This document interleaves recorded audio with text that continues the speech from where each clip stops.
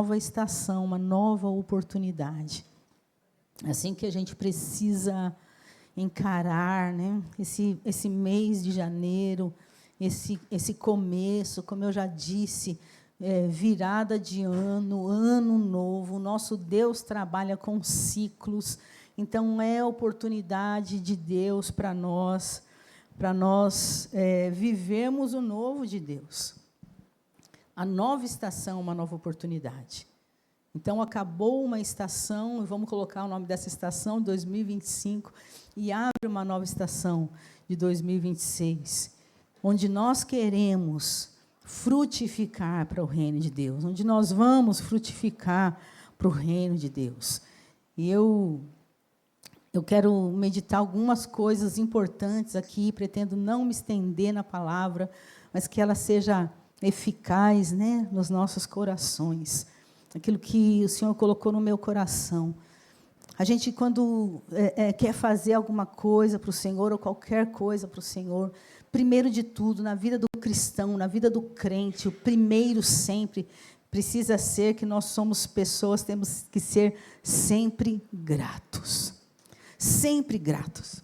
Quando nós vamos fazer algo para o Senhor, assim, não é porque, o Senhor está me pedindo, eu vou fazer, obedecer. Graças a Deus eu vou obedecer. Senhor, mas por que eu vou fazer? Por que eu vou atender o teu chamado? Por que eu vou atender o teu apelo? Primeiramente, porque o Senhor já fez tanto por mim. Porque o Senhor já deu tanto para mim.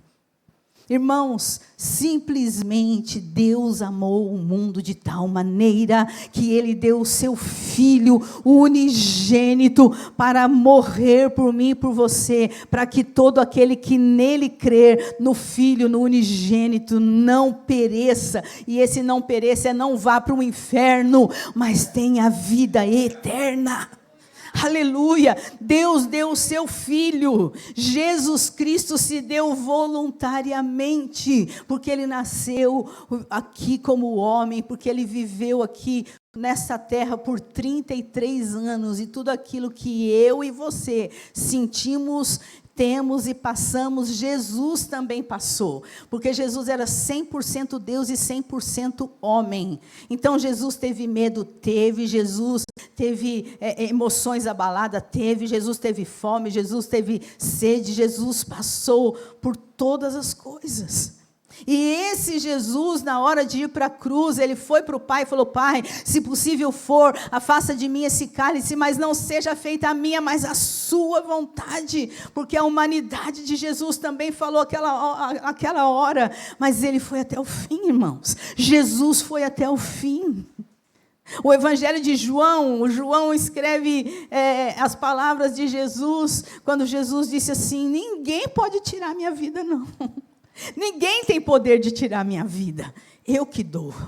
Então a vida de Jesus foi tirada porque Ele deu, porque Ele se deu voluntariamente, porque Ele foi. E se eu e você estamos aqui é porque Jesus morreu por nós. Se eu e você ouvimos a voz do Senhor nos anos que nós somos convertidos, é porque o Senhor morreu por nós. Se nós temos uma série de milagres para contar e de livramentos, é porque Deus é por nós. É porque o Senhor cura, liberta, salva, guarda, protege.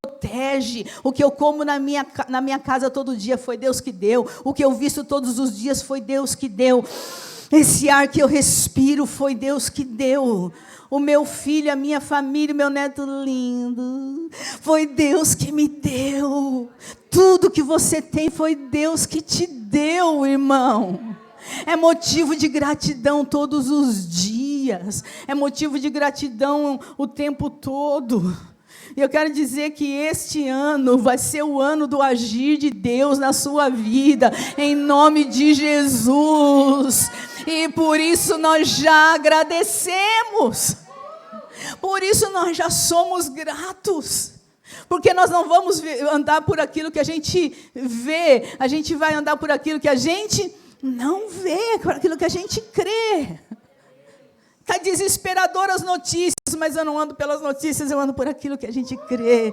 E Deus vai fazer algo glorioso na vida de cada um de nós aqui, irmãos. Então, porque eu sou grato, porque Deus fez tudo isso, o mínimo do mínimo do mínimo que eu posso fazer Senhor, eu estou aqui como cooperador da sua obra. Eu estou aqui nessa igreja, Senhor, não para eu ser uma terra estéril, mas para eu frutificar em nome de Jesus. Não para eu ser uma terra parada, mas para eu frutificar em nome de Jesus. E uma outra coisa que a gente precisa sempre lembrar é a importância da igreja. Sendo grato, mas uma outra coisa que eu preciso lembrar é a importância da igreja. Irmãos, a Bíblia fala, aos Efésios, que uma das analogias da Bíblia, e a realidade, que ela é uma família. A Bíblia a igreja é a nossa família. Deus tem uma família, o Pai, o Filho e o Espírito Santo, e nós, quando nos convertemos, passamos a ser filhos de Deus. Então, nós fazemos parte desta família. E esta família, ela está espalhada no mundo todinho. Mas ela se divide em endereços, em grupos, em pessoas onde Ele é o Pai de muitos irmãos. A família, a igreja também é chamada a morada do Espírito Santo. É precioso quando a gente ora lá em casa. É precioso quando a gente canta lá em casa. Mas quando a gente canta todo mundo junto, diz aí, meu irmão, Ele vem. Ele vem. Porque Ele é uma morada do Espírito. E essa morada se constrói de cada pedra. Eu sou uma pedra, você é uma pedra, o outro é uma pedra, e nessa construção Ele vem. Como Ele vinha no templo e enchia o templo, Ele vem. Então, a gente vai definindo que ser igreja é plural, ser igreja é coletivo. Uma outra metáfora da igreja que o Paulo ensina é que a igreja é o corpo de Cristo. Ele é o cabeça e nós somos o corpo. Então, em tudo isso que a Bíblia ensina, e teria outras coisas que ele fala sobre a igreja, em tudo isso que a gente aprende, fica claro, fica objetivo, fica óbvio. E eu estou falando isso daqui que nós já falamos outras vezes, mas a gente vai falando e vai inculcando. Fica óbvio que não tem como eu ter Cristo sem a igreja. Eu quero Jesus, mas eu não quero a igreja. Aí a igreja está corrompida, a igreja está fazendo escândalo, a igreja, não, eu quero só Jesus e a igreja. Não tem como querer um noivo e não querer a noiva. Não tem como querer uma cabeça sem corpo. Não tem, irmãos, nós temos que fazer parte do corpo. É um corpo ainda formado de pessoas imperfeitas, mas procurando aperfeiçoamento no Espírito Santo. Então, esse é o lugar de a gente estar junto. Esse é o lugar da gente participar. Esse é o lugar da gente estar junto aos domingos. O Carlito Paz fala uma frase muito real, é que a igreja ela não é um lugar para frequentar, ela é uma família para pertencer. É uma família para pertencer, é lugar de irmão. Irmão não tem cada um o seu departamento, irmão está dentro da família. Esse lugar aqui é o lugar, não para a gente ser um frequentador, mas porque a gente é parte. Porque nós somos uma família. E o Senhor está dando mais uma oportunidade, irmão, da gente estar se envolvendo com a família. E é por isso que é importante congregar. Quando que eu vou congregar? Toda semana. A menos que você trabalhou, a menos que teve um imprevisto, mas é para a gente estar junto semanalmente. É para a gente estar junto na igreja caseira. A igreja caseira não é uma invenção nossa, não é mais um programa da nossa igreja. A igreja caseira é igreja, como diz o nome. Ela é igreja, porque a verdadeira igreja em Atos dos Apóstolos, a igreja que nasceu depois da ressurreição de Jesus, não tinha endereços e salões e placas. Eram igrejas nas casas, onde as pessoas se reuniam para orar, para falar, para ouvir a palavra e para tomar a ceia do Senhor. Era assim. E a igreja nas casas, ela visa o nosso relacionamento.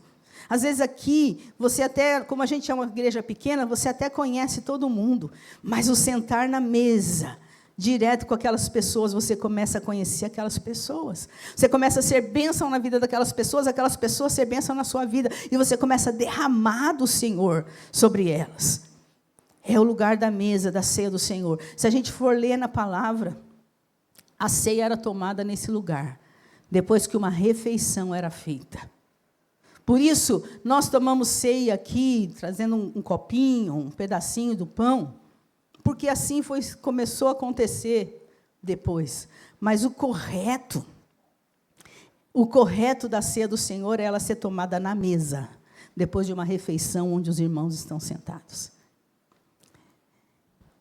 E a gente precisa estar, a gente precisa se relacionar, a gente precisa ser cuidado. Isso é ser igreja. Então, eu quero dizer aqui mais uma vez, irmãos, não tem como eu quero Jesus e não quero a igreja. Não tem mais, olha, eu quero Jesus, eu vou nos cultos, mas eu não quero me envolver com nada. Não tem jeito, porque nós somos parte do corpo. Eu não vou ficar lendo os versículos. Mas Paulo fala aos 1 Coríntios, capítulo 12. Paulo fala aos Romanos, no capítulo 12. Paulo fala da analogia de que a igreja é o corpo de Cristo. E não tem como eu dizer que eu não preciso de nenhum membro do meu corpo. Eu não posso dizer, como ele diz, eu sou o pé, eu não preciso do resto do corpo, eu não sou do corpo. Não tem como eu dizer, eu sou o olho, eu não sou do corpo. Nós precisamos uns dos outros. Nós precisamos estar ligados. Não tem como eu fazer parte da igreja sem eu me envolver com a igreja.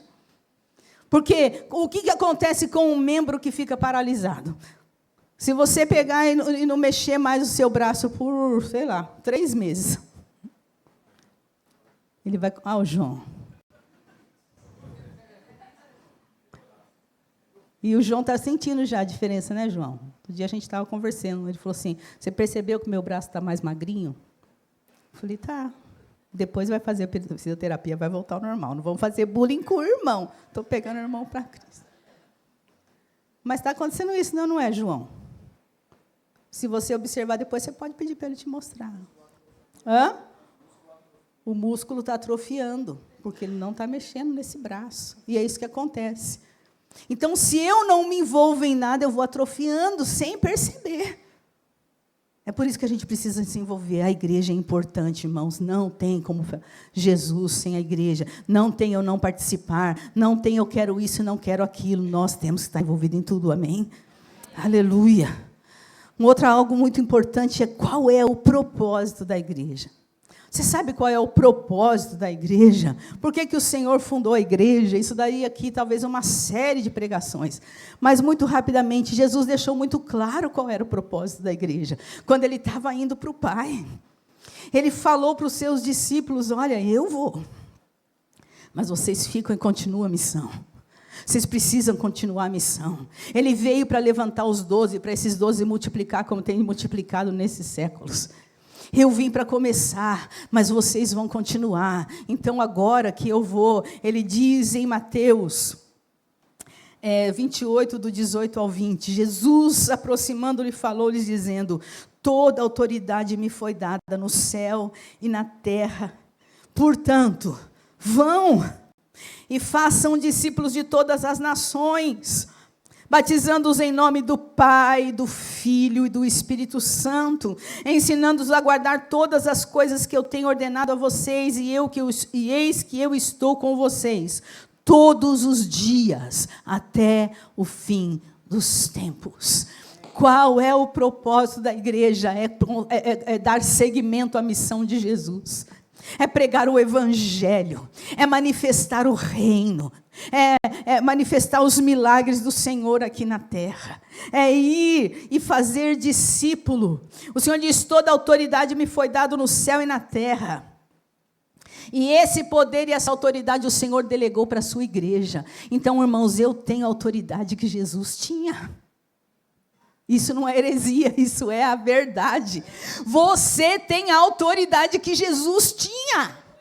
Quem sou eu para me comparar a Jesus? Você é aquele que ele falou, eu vou dar a minha autoridade para você também. Jesus disse, vocês vão fazer obras maiores que as minhas. Tem noção do que é isso que Jesus falou? Vocês vão fazer mais do que eu fiz. Maiores do que eu fiz. Se Jesus teve 3 anos de oportunidade, eu já tenho 40 anos de cristã, quantos anos de oportunidade? Fora o que ele pode fazer. além do que eu posso pensar ou imaginar. Jesus disse, vocês vão continuar a obra, vão fazer discípulo. O que é discípulo? Discípulo é um aprendiz. Vai fazer discípulo e você vai batizar eles em nome do Pai, do Filho e do Espírito Santo. O que você vai fazer mais? Você vai ensinar para ele guardar todas as coisas que eu estou ensinando para vocês. Então, fazer discípulo, irmãos, é passar aquilo que Jesus tem falado para você, é trazer pessoas para Jesus, é que elas sejam batizadas. E o Senhor disse que a gente não vai fazer isso sozinho. Ele disse, eis que eu estou com vocês todos os dias até o fim dos tempos. Então, qual é o propósito da igreja? Não é só fazer culto, não é só promover ações, eventos, essas coisas fazem parte, mas o propósito da igreja é fazer discípulo para Deus, é ganhar almas para Jesus, é propagar o evangelho do reino de Deus, é orar pelos enfermos. Marcos escreve que Jesus disse,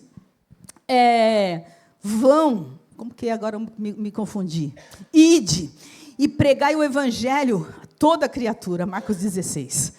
Quem crer e for batizado será salvo. Quem não crer será condenado. E em meu nome, o que vocês vão fazer? Vocês vão expulsar demônios. Em meu nome, vocês vão falar novas línguas no poder do Espírito Santo. Em meu nome, vocês vão curar. Em nome do Senhor, a autoridade nos foi dada, irmãos. Ide e fazei, está no verbo imperativo. Isso é uma ordem. Esse é o propósito da igreja. E às vezes a gente não está cumprindo o propósito, porque a gente só está fazendo culto, o que é maravilhoso. Nos reunir, adorar a Deus, faz parte do propósito da igreja, adorar a Deus juntos. Ouvir a palavra do Senhor, mas o propósito principal é multiplicar, é fazer discípulo. Ele diz, e Lucas escreve em Atos 1:8, quando Jesus disse assim, olha, eu vou derramar sobre vocês o poder do Espírito Santo, e vocês vão ser minhas testemunhas em Jerusalém, na Judéia, em Samaria e até os confins da terra. Mais uma vez, a Bíblia está repleta de várias vezes que Jesus está nos comissionando a continuar a missão. Esse é o propósito da igreja. Mas e para a minha vida pessoal? Jesus tem milagre? Claro que tem. Quantos que você já viveu? Sim, Ele vai salvar a tua família. Sim, Ele quer te encher do poder do Espírito Santo. Sim, Ele quer que você vença a sua luta financeira. Sim, Ele quer abrir portas para você. Sim, Ele quer prosperar a tua vida. Ele vai fazer, continua fazendo. Ele é galardoador dos que o buscam. Ou seja, Ele ama presentear. Ele ama abençoar. E Ele tem feito isso. Mas o propósito da igreja é um propósito individual e coletivo. E a Novo Tempo precisa cumprir o propósito de Deus nessa terra, irmãos. Amém? A Novo Tempo precisa cumprir o propósito do Senhor nessa terra. E tudo aquilo que a gente recebe aqui no domingo, que a gente vem e recebe da presença, do louvor maravilhoso, de alguém que ora por nós aqui, quando a gente vem e entrega uma palavra do céu, da palavra que sai do púlpito e nos alimenta, nos dá direção, nos dá posicionamento, tudo isso é tremendo. Mas se eu não derramar em lugar nenhum, o que vai acontecer com essa água purificada que eu recebi e ficou parada? Entende? O que vai acontecer com esse alimento tão bom que eu recebi no domingo e eu não dei nada para ninguém? E a gente vai ficando obesos espiritualmente, só comendo e não dou nada para ninguém. Então, irmãos, o chamado do Senhor para nós derramarmos o que nós temos recebido, é para a gente cumprir a missão, irmãos. Juntos nós vamos cumprir a missão. Essa igreja de Jesus que nasce com o derramar do Espírito Santo, e que começa com Pedro ganhando nada mais, nada menos do que 3.000 almas para Jesus. E começa com Pedro e João curando um coxo na porta do templo de Formosa. E começa já com perseguição, porque começam a perseguir, falando que eles não podem falar do nome de Jesus. E já começa com prisão, e Pedro já é preso, Pedro e João. E começa com milagre, porque o Senhor liberta eles. E começa com mais milagre ainda, porque quando eles são libertados da prisão, que eles chegam na casa dos irmãos, ele fala: irmãos, naquela reunião na casa, vamos orar para que nada impeça a gente pregar a palavra. E quando eles estão orando para que nada impeça o propagar da palavra, aquela casa é tão cheia do poder de Deus que a casa treme. Aleluia! É isso. E Atos 2 diz que eles continuavam unidos no partir do pão, na oração, na comunhão, que eles não tinham falta de nada, porque o que tinham eles ofertavam e abençoavam uns aos outros, não faltava nada para ninguém. Atos 2, do 42 ao 47, vai dizer isso. Que tudo isso que eles faziam, estavam juntos no templo e nas casas. Eles estavam juntos no templo e nas casas, é o que a gente está querendo, é o que a gente faz. Eles tinham tudo em comum. Oferta, generosidade, tinham comunhão. E essas coisas que eles faziam, vai dizer assim, e eles estavam fazendo tudo isso, e enquanto isso, Jesus fazia o quê? Acrescentava almas à igreja. Então, irmãos, por que será que a gente não tem visto almas serem acrescentadas? Por essas coisas. Porque talvez eu não estou cumprindo o propósito de ir falar e derramar. Talvez eu também não estou cumprindo o propósito de ser esse lugar de comunhão, esse lugar de generosidade. O Senhor está nos chamando novo tempo. O Senhor está nos chamando para essa nova estação. Essa é uma nova oportunidade para nós. Sabe? Que o Espírito Santo mesmo te engaje para a gente continuar a fazer. Ah, mas eu acho que isso daí é mais para a pastora que ela conhece mais da Bíblia e eu conheço tão pouquinho. Acho que isso é mais para aquelas pessoas que são mais falantes e menos tímidos. Não é isso que a Bíblia diz. Essa é uma ordem para todos nós. E o que eu vou derramar lá fora? Você vai derramar do que você tem. Você vai falar do que Deus fez na sua vida, irmãos. Você sabia que a igreja no Irã é a igreja que mais cresce? E lá tem perseguição. E lá tem prisão. É chamada a igreja subterrânea. Sabe como é que está crescendo essa igreja? A pessoa alguém acabou de falar de Jesus para ela. Ela se converteu ao Senhor. E ela começa já a falar para outra. Me falaram de Jesus, me falaram que Ele morreu por mim. Jesus veio morar na minha vida, alguma coisa diferente aconteceu. Ela só tem aquilo, e aquilo é o bastante para outra pessoa converter também. E aí eles vão caminhando, irmãos, e eles vão convertendo e já vão fazendo discípulos simultaneamente. É assim que aquela igreja cresce, é a igreja que mais cresce no mundo. E sabe o que mais? A maioria dos líderes lá são mulheres.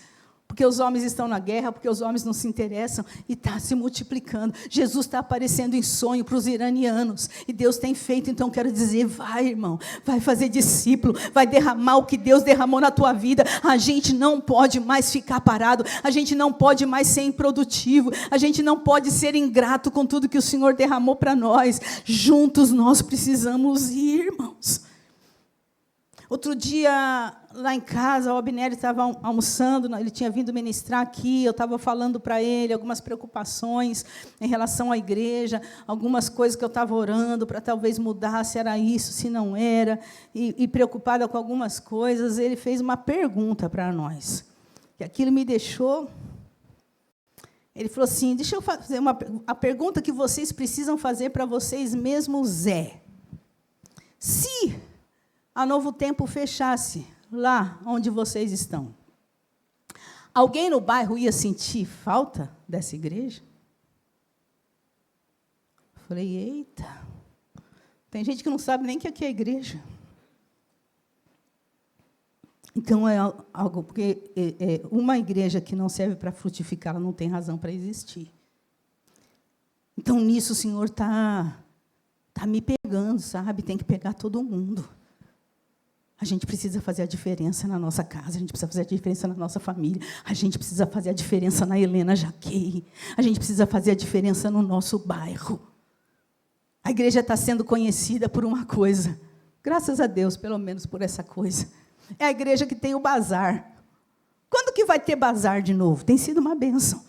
Mas eu quero que a igreja seja conhecida porque lá tem um povo que abraça, porque lá tem um povo que acolhe, porque lá tem um povo que ora por mim quando eu preciso, porque lá tem um povo que vem aqui na minha casa quando eu peço, porque ali é um lugar legal, eu vejo os jovens chegando, eu vejo as famílias chegando. Irmãos, em nome de Jesus, nós precisamos cumprir o propósito do Senhor no nosso bairro, na nossa vida, na nossa casa, na nossa família. Essa é uma nova estação, uma nova oportunidade que Deus está dando para a gente, irmãos. Outra coisa muito importante é que a gente precisa viver e entender a extrema importância da unidade. A extrema importância da unidade. Eu acabei não lendo um outro versículo que eu tinha ali, né? Mas deixa. Aliás, vamos ler. Põe ali para mim a ler. Que era o último, acho que de Mateus. Olha o que Jesus disse. Mateus, não, eu coloquei outro. Só pus esse? Então deixa. E Jesus percorria todas as cidades e aldeias, ensinando nas sinagogas e pregando o evangelho do reino e curando todo tipo de doenças e enfermidades. Ao ver as multidões, Jesus se compadeceu delas, porque estavam aflitas e exaustas, como ovelhas que não têm pastor. Então Jesus disse aos seus discípulos: a seara é grande, mas os trabalhadores são poucos. Por isso, peçam ao Senhor da seara que mande os trabalhadores para a sua seara. Amém? Acho que isso era do outro tópico, mas serviu para cá também. Então, vamos falar da extrema importância da unidade. Sabe que Jesus orou antes de ir para a cruz, em João 17? Ele orou para o Pai, pedindo para o Pai que a igreja dele tivesse unidade. Pai, que eles precisam ser unidos como eu e o Senhor somos um. Eles precisam ser um. Porque no dia que eles forem um, as pessoas vão crer em mim. O dia que eles forem um, as pessoas vão crer naquilo que Jesus veio fazer. As pessoas, muita gente não tem convertido porque vê a divisão da igreja. Não só divisão, placas e denominações, vamos falar de dentro. Às vezes as coisas não têm acontecido porque falta unidade dentro. Então, irmãos, mais uma vez, é o corpo de Cristo. Não dá para separar uma coisa da outra. Dá? Não dá. E é assim, cada um dá o que foi chamado. Eu estava conversando com o Edson ontem, a gente alinhando algumas coisas do frango. Aí o Edson foi chamado, porque os dons, eles são diversos, irmãos. Ele tem um dom de ser um empresário. Ele tem outros dons espirituais. Mas ele enxerga como empresário. Aí ele fez uma coisa como empresário. Aí eu, como pastora, falei: Edson, isso daqui, como empresário, tá legal, mas vamos alinhar. Aí ele: poxa, é mesmo, pastor. Eu falei: mas esse é o reino. Você teve uma ideia que eu não ia ter, porque eu não sou desse ramo. E você não percebeu o que eu percebi. Vamos alinhar. E é isso que a gente vai caminhando e a gente vai ganhando. É assim, irmãos, que acontece. Paulo disse assim, um dia estavam dividindo, a igreja estava dividindo. Eu sou da turma do apóstolo Paulo, que eu gosto do Paulo. Aí o Apolo também estava pregando lá em Coríntios. Mas eu quero ser do Apolo. O Apolo é mais eloquente. O Apolo é mais assim. E aí a igreja ficou dividida. Eu sou do Apolo, eu sou do Paulo. E o Paulo ficou bravo. E falou: não é assim. Nós não somos de Paulo, nós não somos de Apolo, nós somos de Cristo. Nós somos de Cristo. Então, o Paulo fez a parte dele. O Paulo plantou e foi para outro lugar. E quando o Apolo veio, o Apolo regou. Ele está regando, ele está continuando ensinando aquelas vidas que o Paulo tinha ganhado para Jesus. E quem que deu o crescimento? Jesus. Aleluia. Isso é unidade.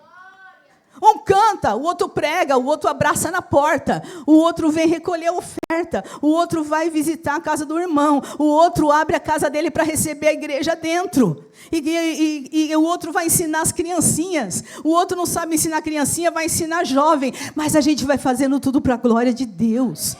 É unidade, irmãos, é unidade. Quando Jesus fala assim: vão colher, vocês vão colher onde vocês não plantaram, é isso. A igreja, ela deve viver em unidade. Agora, e os frutos são para quem? Os frutos são para Deus. Novo tempo, o Senhor está chamando a gente para frutificar junto. A igreja não pode ser dividida. Só o povo do meu ministério, só o povo do outro ministério. Não, eu sou só da Jaque. Não, eu sou só de Diadema, eu sou só do Rude Ramos. A gente só está dividido para ficar mais fácil com menos pessoas. Nós somos de Cristo, nós somos uma família. E essa família se chama Família Novo Tempo. E nós vamos frutificar junto, a gente vai crescer junto. A gente vai ajudar uns aos outros. Agora tem tanto o Satanás como a nossa carne velha, que tende ao pecado. Então o pecado se aloja. O pecado se aloja. E Satanás se aproveita. Aí é possível que comece a ter inveja. É possível que comece a ter competitividade. É possível que comece a ter maledicência. É possível que comece a ter fofoca. É possível que comece a ter comparação. Quem é melhor, quem é pior. E isso daí atrapalha o crescimento da igreja. Isso atrapalha, porque Jesus disse que uma casa dividida, ela não prospera. Ah, pastor, mas eu acho que a gente aqui é unido, é tão legal, a gente aqui é uma família só. Tem coisa que vocês não veem. Graças a Deus.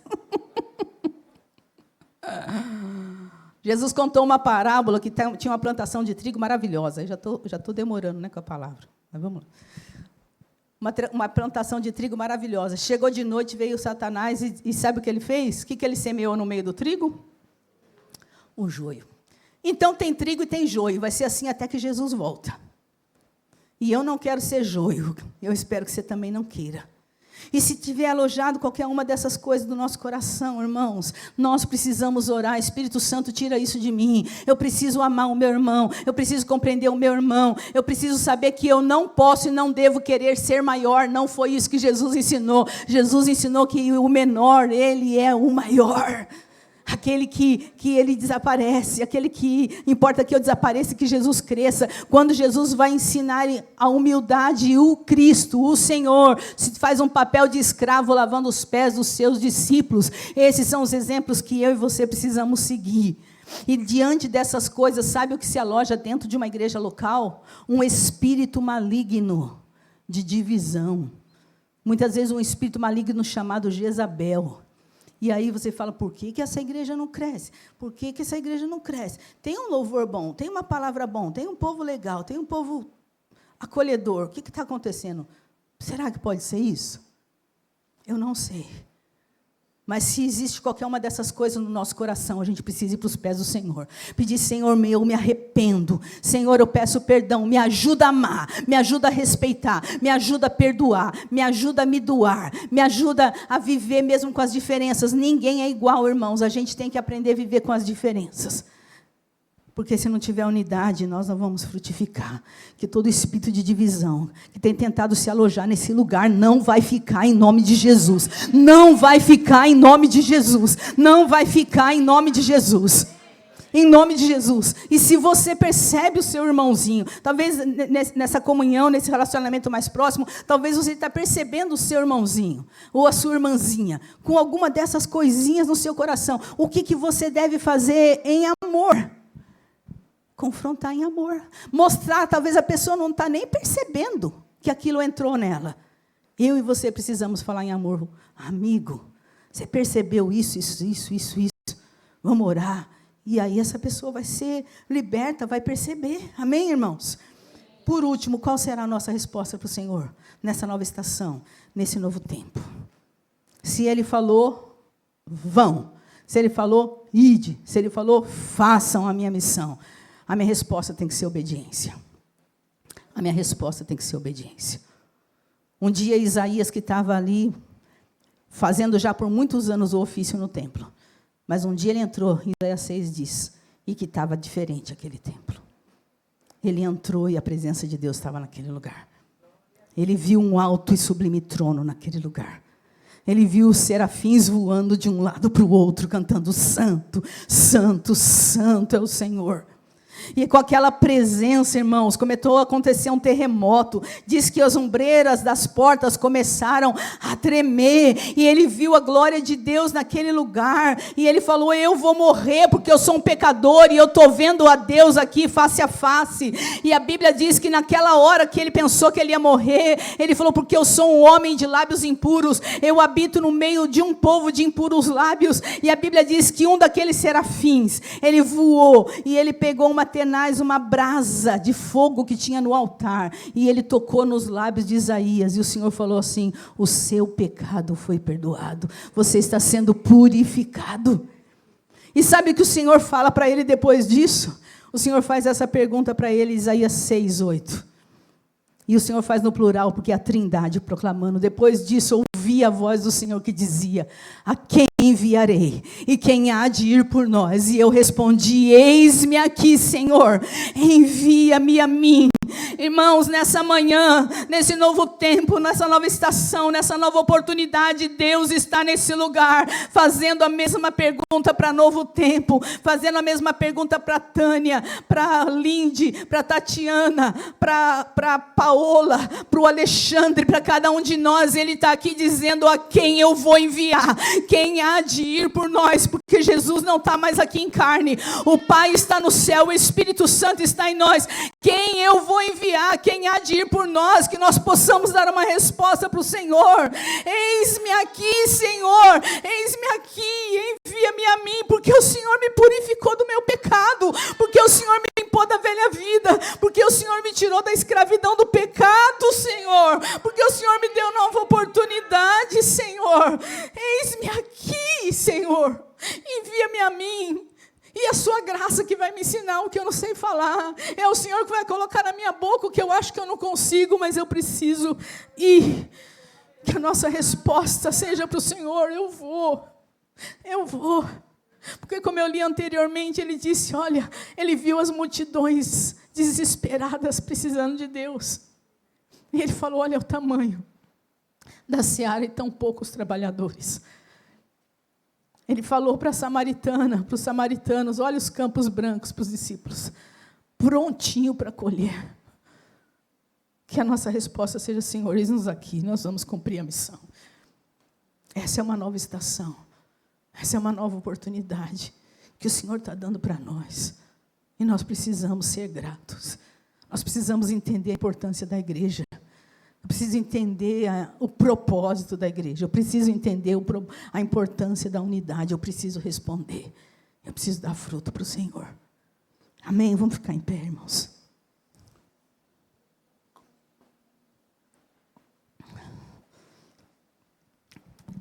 Nós tivemos uma aula com o Douglas essa semana, Douglas Gonçalves, maravilhosa. E o Douglas estava falando sobre discipulado. E ele falou assim,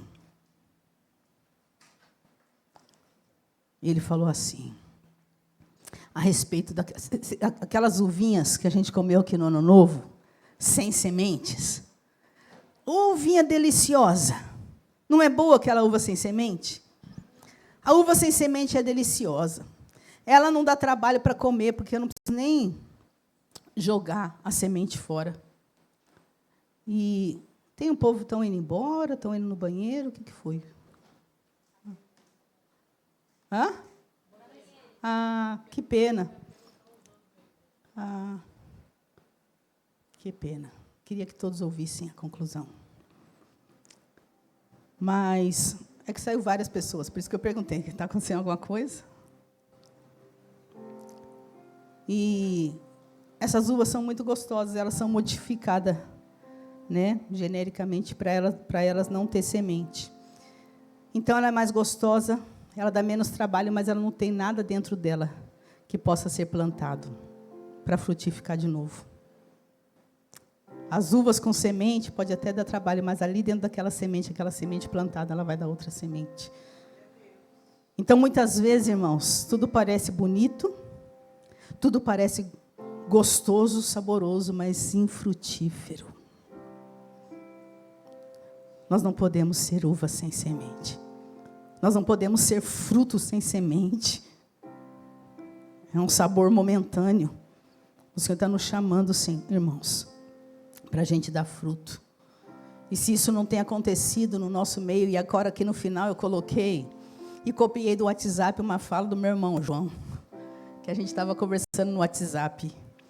E ele falou: pastora, se a gente está uma uva sem semente, não está produzindo, a gente não está se desesperando porque a gente não está dando fruto. Se isso não tem acontecido, o engano tomou conta de nós. Precisamos mudar radicalmente o nosso estilo de vida. Seguir em frente, trabalhando em temor para amar as pessoas, para que elas conheçam Jesus através de nós, na convivência, na comunhão, no testemunho. Eu não quero ser uma uva sem semente. João Felipe Fernandes. Aquilo me tocou, João. E é isso. Feche os seus olhos. Oh, Senhor. Nós não queremos ser fruto sem semente, Senhor. Nós somos muito gratos com tudo que o Senhor tem feito em nós e através de nós, Senhor. Nós somos muito gratos por tudo que o Senhor tem dado, Deus. Nós somos gratos pela Novo Tempo, que nasceu há 9 anos. Nós somos gratos por esse salão, por tudo que o Senhor tem nos dado. Nós somos gratos por cada vida que nós vimos aqui crescer, florescer. Nós somos gratos por cada vida que nós batizamos, Senhor. Nós somos gratos, Senhor, por tudo que o Senhor tem feito. Mas nós queremos, Senhor amado, corresponder a esse amor. Nós queremos corresponder em amor. Nós queremos corresponder em obediência, Senhor. Nós queremos corresponder, Jesus, aquilo que o Senhor tem para as nossas vidas, Senhor. Nós queremos corresponder, Senhor, com o propósito da igreja. Nós queremos dizer: eis-nos aqui, Senhor. Deus, nós queremos ser unidos, Pai.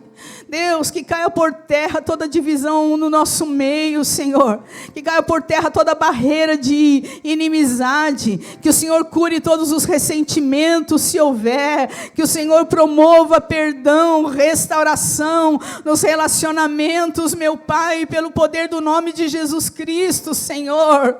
Faz-nos um, Senhor. Faz-nos um, Pai, para que o mundo creia que o Pai te enviou, para que o mundo creia que o Senhor existe, que morreu por nós naquela cruz. Faz-nos um, Senhor. Deus, desperta a minha vida, desperta cada vida, coloque em nós um desespero santo, Senhor. Coloque em nós um desespero, Senhor. Se a nossa terra tem estado estéril, Pai, Deus, nós não queremos ser como ramo cortado porque não dá fruto, Senhor. Deus, coloque em nós, Espírito Santo, o anseio para mudar o nosso estilo de vida, Senhor. Oh, Deus, um estilo de amar o próximo, um estilo de amar o mundo, um estilo de olhar para fora, Senhor. Um estilo de nos derramar diante da Tua presença, Senhor. Deus, que nós possamos nos mover a partir dessa nova estação, dessa nova oportunidade, Senhor. Que as pessoas vejam Jesus na nossa comunhão, na nossa convivência, no nosso testemunho de vida, no banco, na feira, no açougue, no trabalho, na escola. Que as pessoas vejam Jesus em nós, Senhor. Nós não queremos ser uvas sem semente, Senhor. Levanta o Teu povo. Que nós possamos ser um. Que nós possamos ser um. Vou pedir para os meninos soltarem aquela música.